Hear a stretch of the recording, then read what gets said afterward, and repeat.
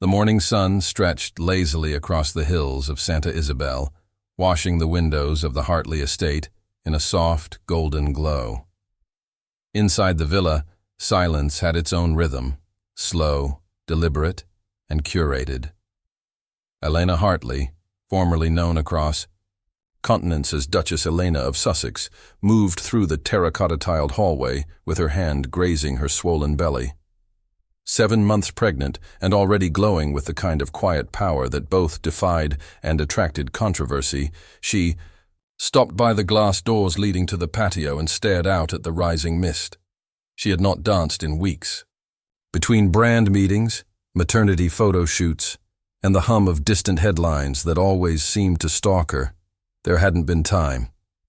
Not for movement, not for joy. But something in that morning air, lavender from the garden, fresh citrus, from the juicer Leo had just finished cleaning, called to her. She placed one hand on the doorframe, letting her silk robe sway against her legs. Then she stepped outside barefoot. Leo, standing by the lemon tree with a bottle of chlorophyll, water in hand, watched her closely. He wasn't a man prone to performative gestures or unnecessary words, but in her presence, even silence felt conversational. He took another sip, arching a brow when she reached for her phone and connected it to the garden speaker. A gentle, Afro-Caribbean melody filled the patio. Elena didn't look at him. She simply closed her eyes, placed both hands on her belly, and began to move. She swayed first. Then she spun, slowly, like someone trusting the earth not to trip her. Her hips carried the rhythm while her shoulders told another story.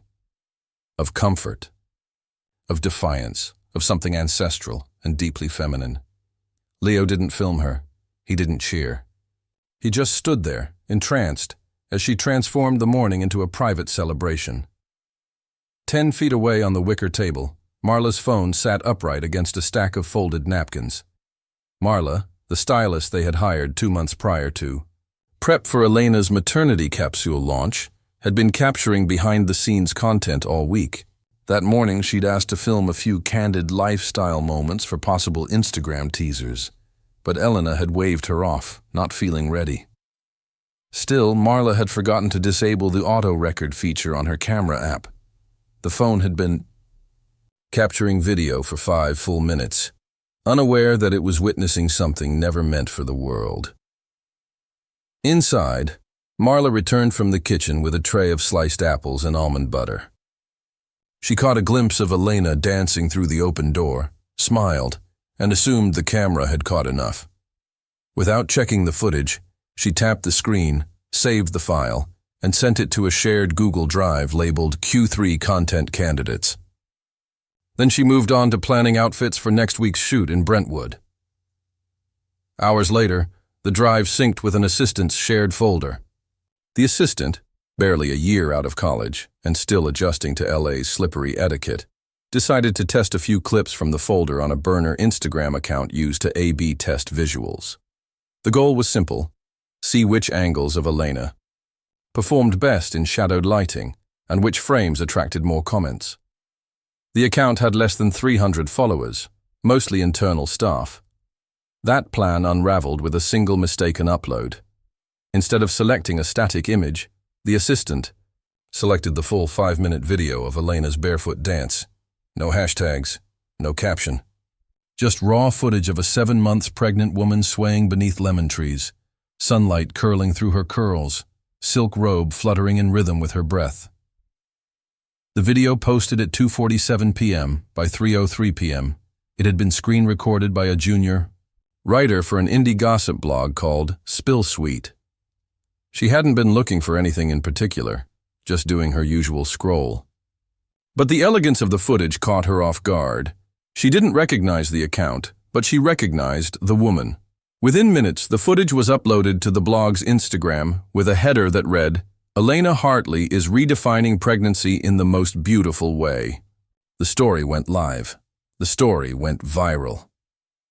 Elena remained unaware of all of it.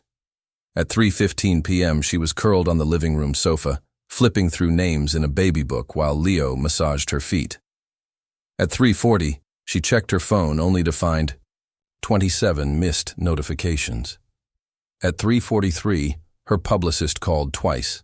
At 3:45, she opened her email to find a flood of media requests, influencer reactions, and DMs from journalists. Leo watched her face change. He noticed the tightening around her jaw, the softening behind her eyes. She placed the phone down without speaking and stood up slowly, retreating into the bathroom. The sound of running water soon followed. Leo didn't follow her. Instead, he stepped outside, walked toward the lemon tree, and stared at the table, where Marla's phone had rested earlier. Something in him tightened. Not rage, not panic. Something quieter, more precise. The kind of tension that came not from shock, but from recognition. This wasn't the first time the world had seen something personal and treated it like public property. But it was the first time they'd done it during what was supposed to be sacred. This waiting time, this breath between now and parenthood. Inside, Elena emerged 20 minutes later, dressed in charcoal leggings and an oversized sweater. She looked composed. But Leo knew that didn't mean she was okay. She sat back down, picked up the phone, and began scrolling through the comments. Some praised her. This is art. She looks like a goddess. Pure joy. Others weren't so kind. Thirsty. Much? Always has to be the center of attention. Imagine embarrassing your unborn child like this. She didn't cry. Not then. But she did stop scrolling. And she turned the phone face down. Leo sat beside her without speaking. That night, she declined dinner. She walked the dog alone. She climbed into bed without her usual pillow ritual. When Leo finally joined her, she was awake, staring at the ceiling fan. Outside, the internet boiled. Inside, the house tried to remain still, but the leak had already started, and the world had already seen. By the time dawn rolled in the next morning, the world outside the Hartley estate had already spiraled into chaos. Elena woke slowly, her body sore from restless sleep, her thoughts heavier than usual. She reached for her phone with hesitation, half hoping the previous day's storm had passed like a bad dream. It hadn't. Her screen was crowded with push notifications, trending hashtags, and dozens of news alerts, each more invasive than the last. The video had not only gone viral, it had become a flashpoint for opinion. Some tabloids praised it as empowering, others labeled it as calculated exhibitionism. Influencers posted split-screen reaction videos. Twitter debates turned into shouting matches. Comment sections boiled over with comparisons, accusations, and projections. Somehow, Elena's private moment had become a battleground. Downstairs, Leo stood in the kitchen, pouring himself a second cup of black coffee. He had not slept. He had read every article, scanned every mention, and cross-checked every video repost. The one that pushed him over the edge was from a cable news show hosted by Preston Mallory, a conservative anchor notorious for targeting women in the public eye, especially those who didn't conform to his ideal of quiet, obedient femininity. Preston's segment had aired just hours before sunrise. Dressed in his usual pinstripe suit and dripping with smug irony, he had played the video in slow motion with a banner that read, "Duchess or Dancer? Elena's maternity performance raises eyebrows." He then spent a full 10 minutes dissecting the symbolism of her robe, the implications of her bare feet, and what he called a desperate attempt to remain relevant. He framed it not as celebration, but as seduction, cheap, strategic, performative. Leo watched the clip 3 times. Then he closed the laptop, walked to the sink, and stood there unmoving for several minutes, his hands gripping the counter's edge. He understood media spin. He'd lived through the royal machine and the Hollywood whispers. But this was different. This felt personal, and the tone was shifting faster than even he had predicted. Just as he returned to the living room, Julian Madson's name lit up his phone.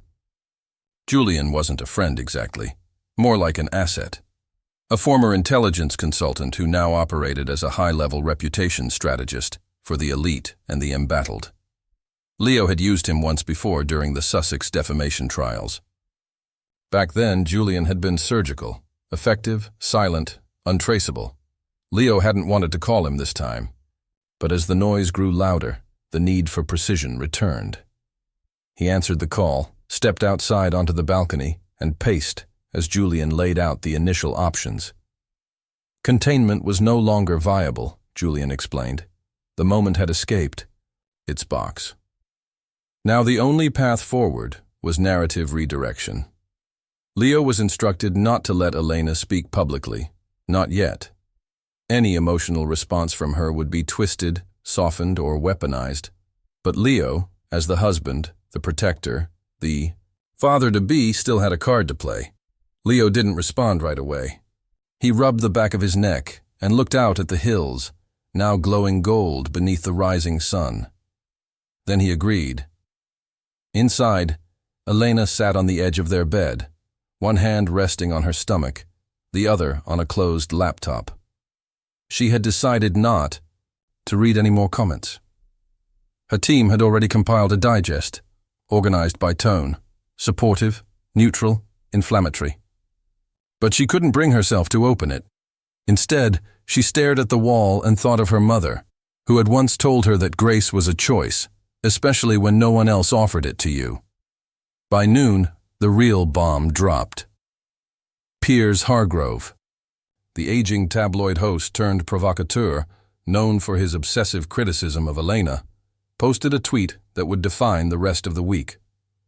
With no warning, no context, and no apparent regard for decency, he typed 11 words.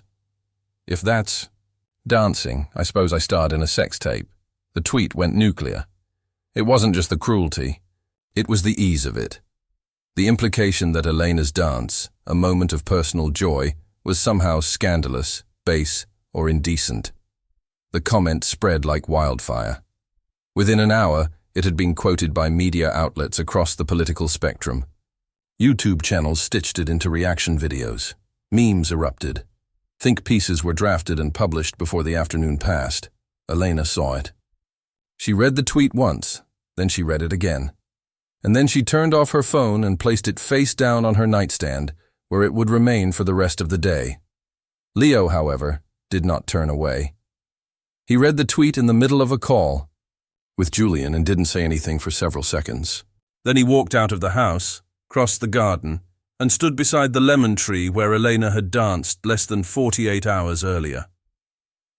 He stared at the spot where the phone had rested, as if it might still contain the moment before everything unraveled. He returned to the house and opened a secured file on his computer, something he had kept hidden for months, a folder labeled P.R. Hargrove, Documents. He had not told Elena about it. He had never intended to use it. But Leo had lived in the shadows of public scrutiny long enough to know that sometimes survival required preparation. The folder contained research, connections, a whisper trail of past scandals, nothing confirmed, nothing explosive, but enough to suggest that Piers Hargrove had more skeletons than suits in his walk-in closet. Julian reviewed the file within the hour. He instructed Leo not to leak anything. Not yet. Instead, they would prepare a media response from Leo himself. Not a denial, not an apology, but a reframing of the conversation. A subtle redirect that would force people to see the mockery for what it was, a defense mechanism for fragile egos. Elena's team resisted the idea at first. They worried it would draw more attention. But Leo insisted. He drafted the words himself, short, honest, not dramatic. Just enough to cut through the noise.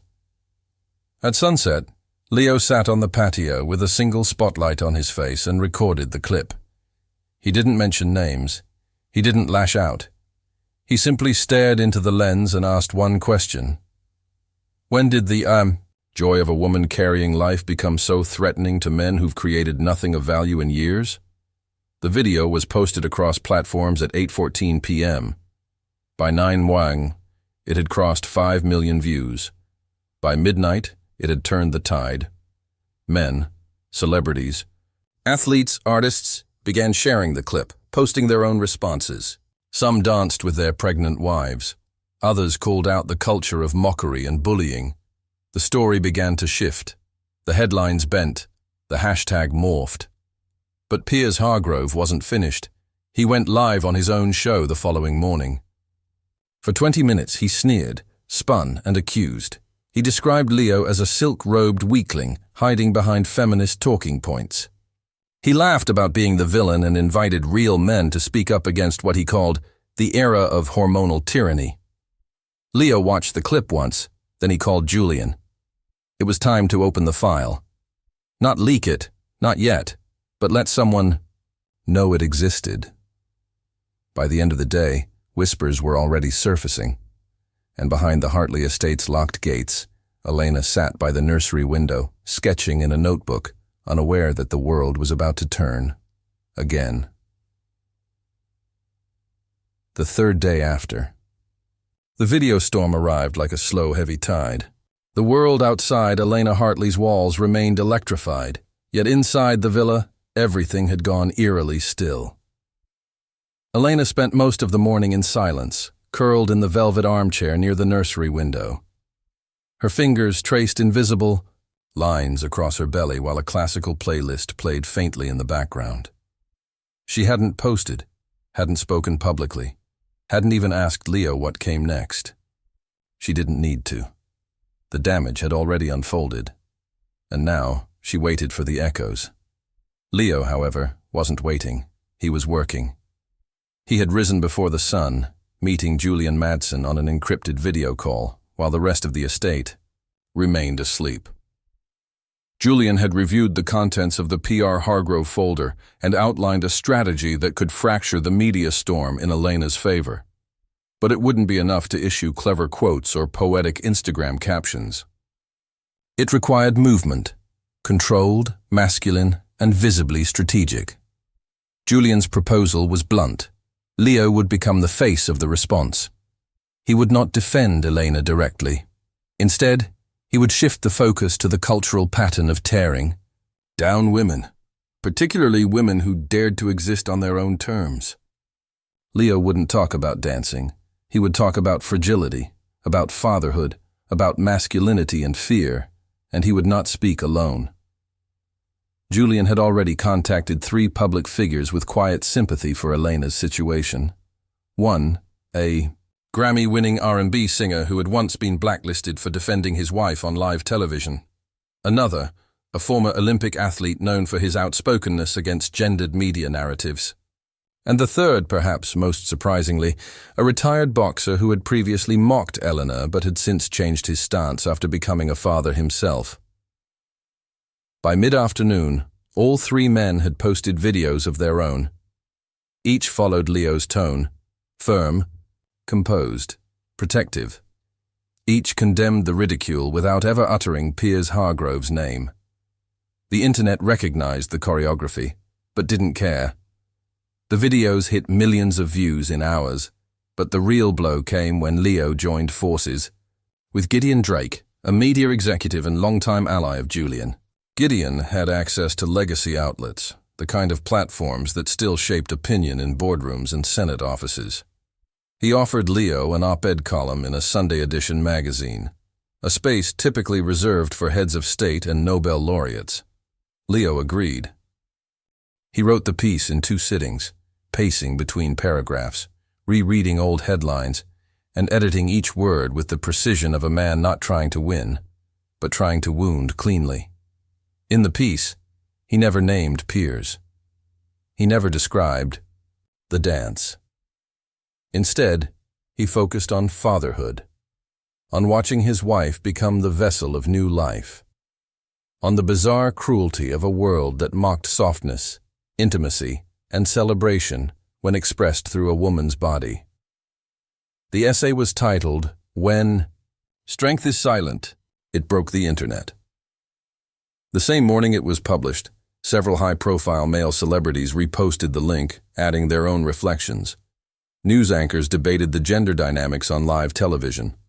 Panel discussions emerged about whether Public women were allowed to be joyous without consequence, and then the headlines began to shift, just slightly, just enough to crack the surface. Piers Hargrove felt the change first. His producers reported a dip in engagement. Advertisers began to request distance. One brand, a luxury watchmaker that had partnered with his show for years, quietly pulled their sponsorship. Even his co-hosts began to issue statements clarifying that they did not endorse personal attacks disguised as commentary.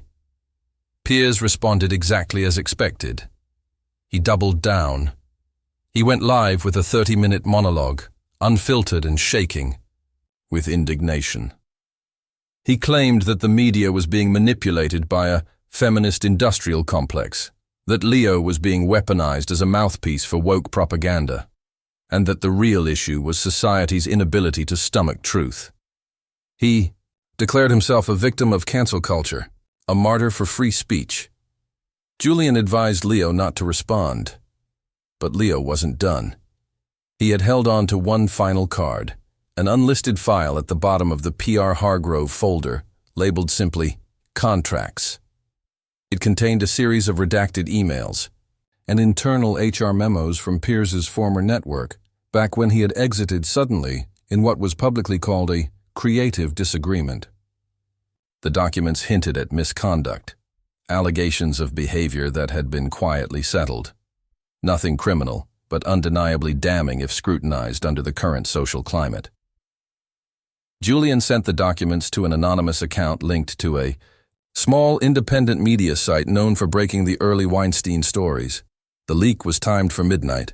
No press statement, no fingerprints. Just enough breadcrumbs to shift the conversation again. The story broke by morning. Insider docs suggest pattern of toxic behavior behind Hargrove's exit. The article didn't accuse, it asked, and that was enough.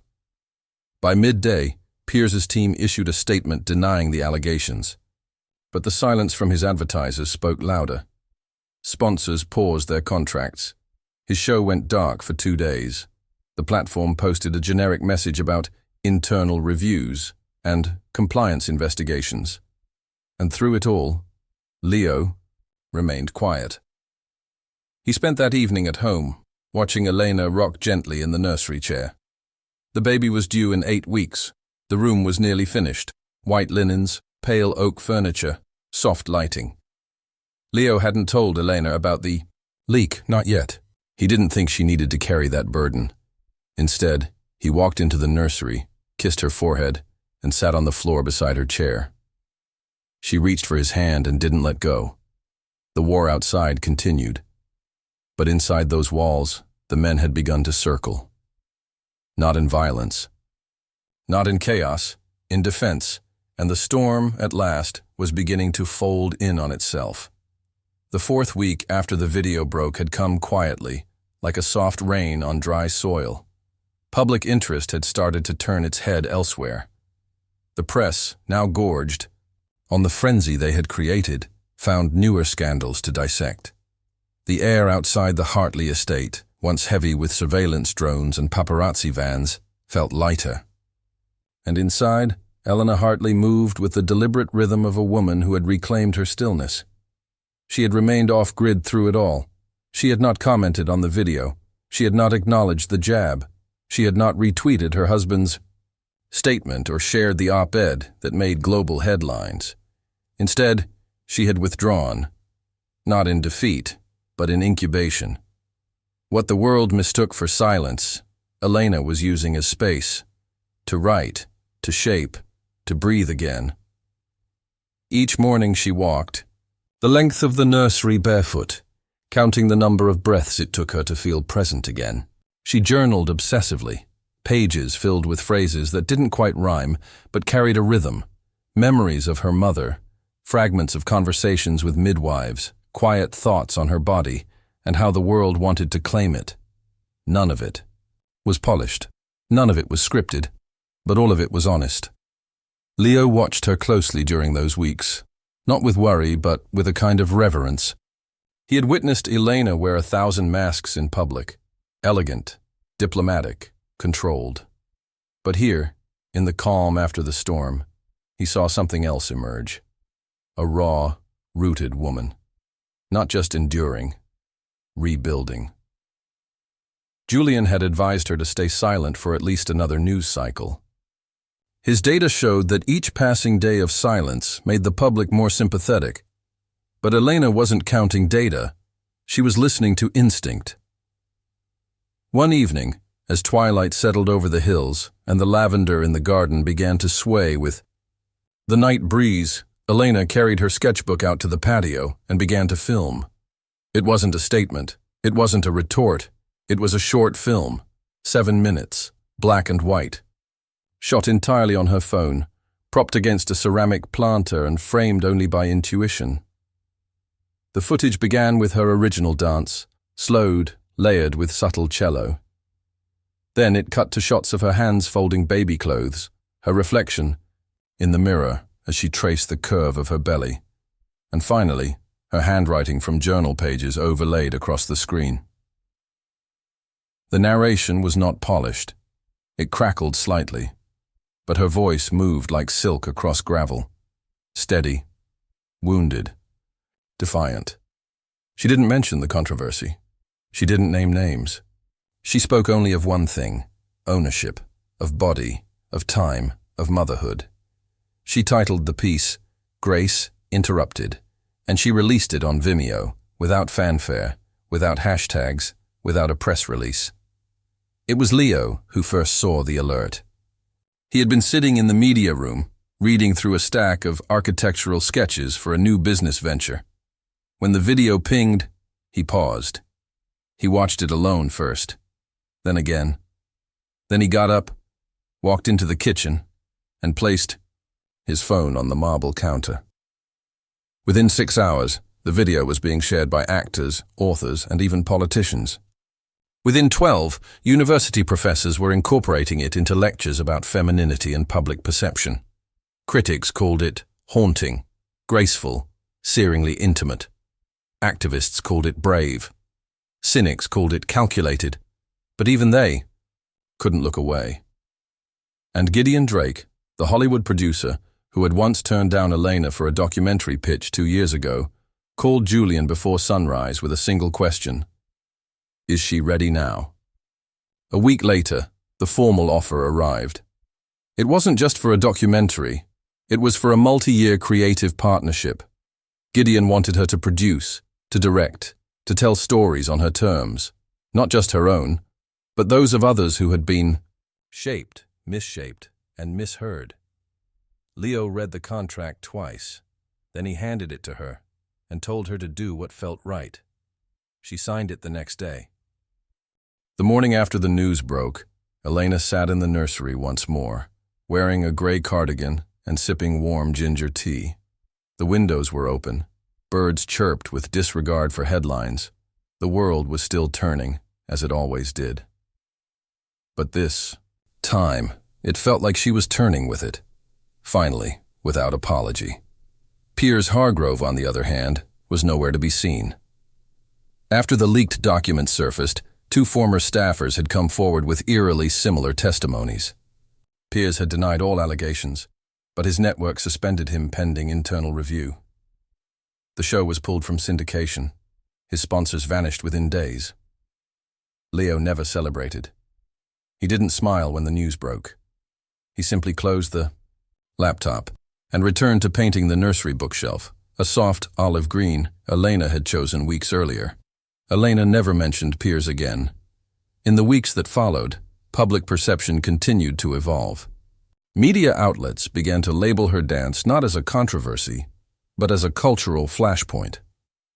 Academic journals published essays about the reclamation of public motherhood.